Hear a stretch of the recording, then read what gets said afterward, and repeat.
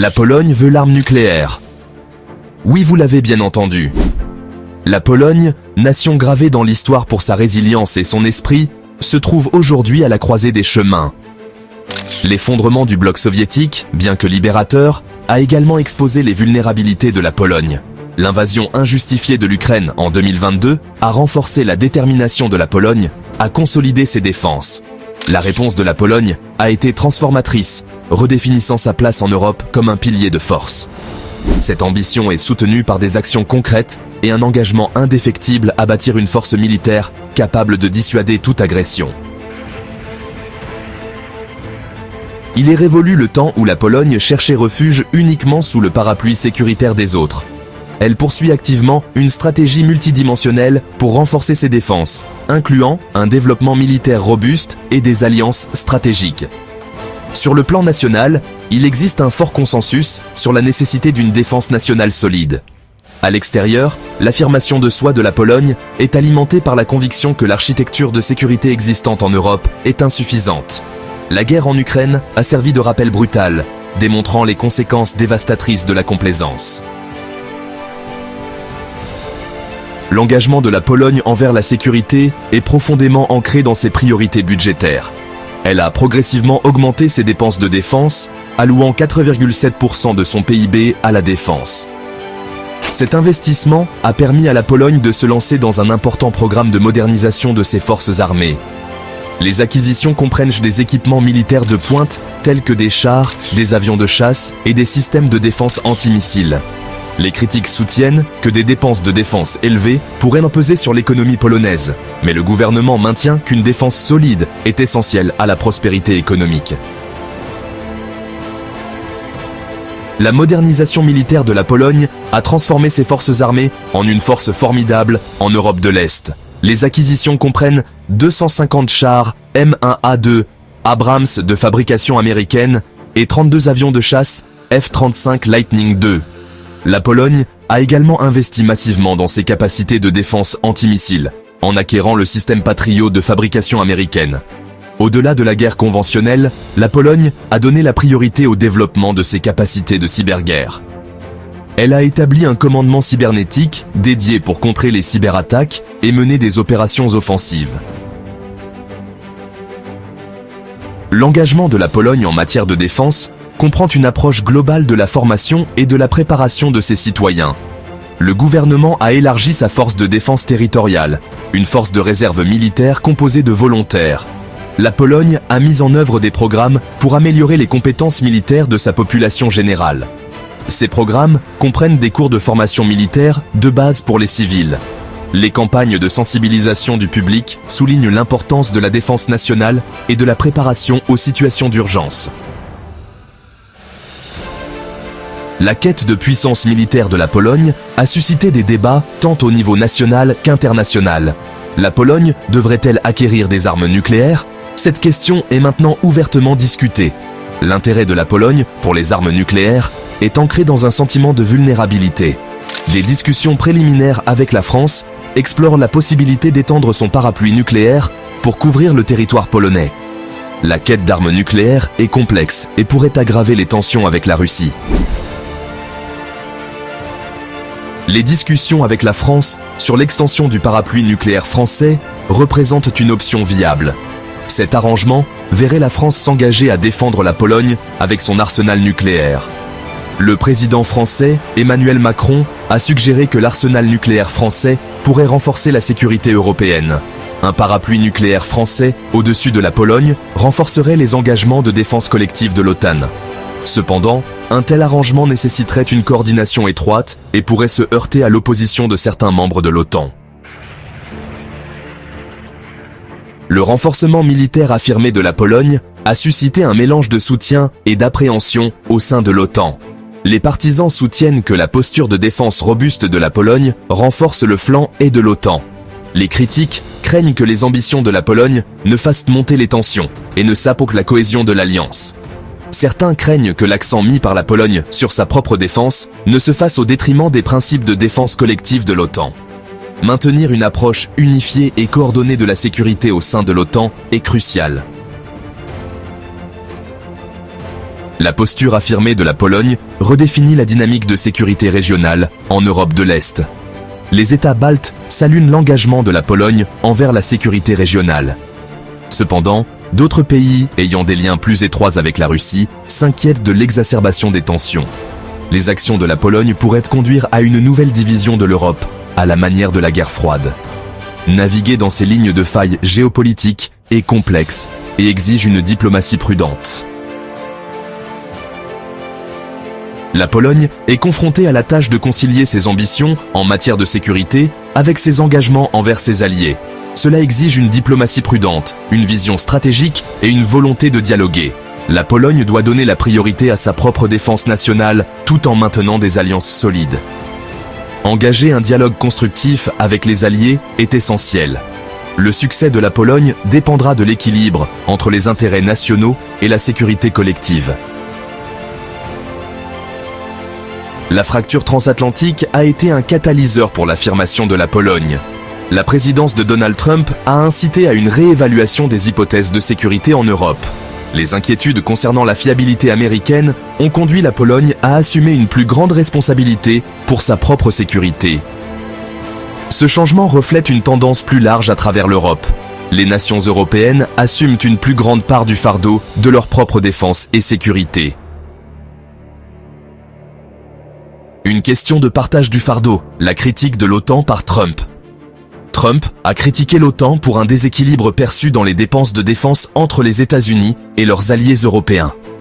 Il a reproché aux membres de ne pas respecter leurs engagements de dépenses, arguant que les États-Unis assumaient une part disproportionnée du fardeau. Les membres doivent allouer au moins 2% de leur PIB à la défense, un objectif souvent non atteint. Trump a utilisé ce déficit pour faire pression sur les alliés européens, afin qu'ils augmentent leurs dépenses. Bien que sa rhétorique ait froissé des plumes, ses appels ont trouvé un écho chez certains, comme la Pologne. La Pologne soutient que la sécurité européenne exige un engagement accru de tous les membres de l'OTAN. Un changement de priorité, l'énigme ukrainienne. La position affirmée de la Pologne a été encore renforcée par la gestion de la crise ukrainienne par Trump, qui a soulevé des doutes quant à la volonté des États-Unis de faire face à l'agression russe et de respecter ses engagements de sécurité envers ses alliés d'Europe de l'Est. Les déclarations publiques de Trump sur l'Ukraine semblèrent souvent s'aligner sur les récits russes, remettant en question la légitimité de la souveraineté ukrainienne et minimisant la gravité des actions russes. Dans un geste qui a envoyé des ondes de choc à travers l'OTAN, Trump a retenu l'aide militaire à l'Ukraine, l'utilisant comme levier dans le cadre de ses efforts pour faire pression sur le gouvernement ukrainien afin qu'il enquête sur ses rivaux politiques. Cette décision, largement condamnée comme de l'extorsion, a renforcé les craintes que Trump donne la priorité à ses propres intérêts personnels et politiques par rapport à la sécurité d'un allié vulnérable face à l'agression russe. Pour la Pologne, les actions de Trump en Ukraine ont été un rappel brutal des conséquences potentielles d'un trop grand recours aux garanties de sécurité américaines. Si les États-Unis étaient prêts à abandonner l'Ukraine, un pays d'importance stratégique pour la sécurité de l'Europe, quelles assurances la Pologne avait-elle qu'il lui viendrait en aide dans une crise similaire? Cette prise de conscience a alimenté un sentiment d'urgence à Varsovie, l'incitant à accélérer son renforcement militaire et à rechercher d'autres arrangements de sécurité, tels que l'extension potentielle du parapluie nucléaire français. La Pologne, semble-t-il, ne se contentait plus d'être un spectateur passif dans un monde en rapide mutation. Elle était déterminée à tracer sa propre voie et à forger son propre destin. Au cœur de l'Europe, une nation renforce sa résolution, ses citoyens se préparant à un avenir chargé d'incertitudes. La Pologne se lance dans un programme de formation militaire sans précédent, visant à doter sa population des compétences nécessaires pour défendre sa patrie. Cette initiative transforme le paysage sociétal polonais, favorisant une culture de préparation et de résilience. L'objectif est de créer une vaste réserve de citoyens capables d'augmenter les forces armées en temps de crise. Des terrains d'entraînement surgissent, résonnant des sons de citoyens apprenant les bases du combat et de la survie. Cette formation vise à inculquer un sens plus profond du devoir civique et de l'unité nationale.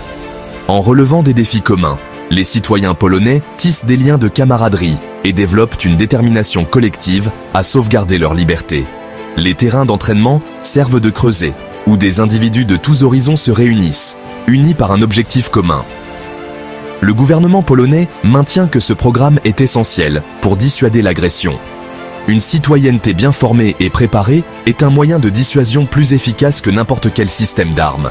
À leurs yeux, une nation sous les armes est une nation moins susceptible d'être mise à l'épreuve. Alors que la Pologne adopte ce programme ambitieux de formation militaire, elle est aux prises avec les fantômes de son passé, en particulier l'héritage de la conscription, une pratique qui évoque des émotions mitigées parmi ses citoyens. Ayant aboli le service militaire obligatoire en 2009, la Pologne cherche maintenant à trouver un équilibre délicat entre la promotion d'une culture de défense nationale et la préservation des libertés individuelles. Le gouvernement insiste sur le fait que son programme de formation actuel est volontaire, soulignant que les citoyens sont libres de choisir de participer ou non. Cependant, l'ampleur même du programme, associée au sentiment d'urgence omniprésent entourant la sécurité nationale, a conduit certains à se demander si ce volontariat est véritablement exempt de formes subtiles de pression sociétale. Cet exercice d'équilibre entre sécurité nationale et liberté individuelle est un défi auquel sont confrontées les démocraties du monde entier, en particulier en période de perception accrue des menaces. L'approche de la Pologne, bien qu'enracinée dans son contexte historique unique, offre des informations précieuses sur les dilemmes auxquels sont confrontées les nations qui cherchent à améliorer leur posture de sécurité sans compromettre leurs valeurs démocratiques. L'efficacité du programme de formation de la Pologne pour dissuader l'agression reste à voir. Cependant, son impact sur la société polonaise est indéniable, favorisant un sens du but commun, la résilience et la détermination à défendre leur patrie contre toute menace potentielle. La question de savoir si ce nouveau sentiment de préparation sera suffisant pour naviguer dans les eaux incertaines de la géopolitique reste ouverte, une question que la Pologne, et en fait le monde, suivra de près dans les années à venir. La marche résolue de la Pologne vers un avenir défini par la force militaire et l'autonomie stratégique représente un point d'inflexion significatif dans l'architecture de sécurité en évolution de l'Europe. La Pologne remodèle activement l'échiquier, effectuant des mouvements audacieux qui remettent en question des hypothèses de longue date et obligent les alliés et les adversaires à recalibrer leur stratégie. Les ramifications de la transformation de la Pologne s'étendent bien au-delà de ses propres frontières. Son engagement indéfectible à renforcer le flanc et de l'OTAN constitue un signal puissant à la fois pour la Russie et ses alliés occidentaux. Pour Moscou, cela représente un obstacle formidable à toute ambition persistante de réaffirmer sa domination sur ses anciens satellites. La vue d'une Pologne résolue, armée jusqu'aux dents et prête à défendre sa souveraineté, sert de dissuasion. Alors que la Pologne s'avance vers un avenir incertain, sa trajectoire reste un sujet d'examen et de spéculation. Son pari sera-t-il payant, lui assurant sa place de rempart de stabilité, ou ses ambitions contribueront-elles au conflit qu'elle cherche à éviter? La réponse dépend d'une interaction complexe de dynamiques internes, de pressions externes et des caprices du destin. Beaucoup dépendra de la capacité de la Pologne à naviguer les relations internationales en équilibrant sécurité et coopération au sein de l'OTAN. Une danse délicate entre affirmation de soi et diplomatie sera nécessaire, garantissant que les actions de la Pologne sont perçues comme une source de force. Le récit en cours de la transformation de la Pologne est captivant. Une étude de cas sur la dynamique du pouvoir et la quête de sécurité. Que le pari de la Pologne conduise à une Europe plus stable ou qu'il sème les graines de conflits futurs, reste à voir. Une chose est certaine, les choix de la Pologne auront des répercussions bien au-delà de ses frontières, façonnant le destin d'un continent aux prises avec les fantômes de son passé et les incertitudes de son avenir.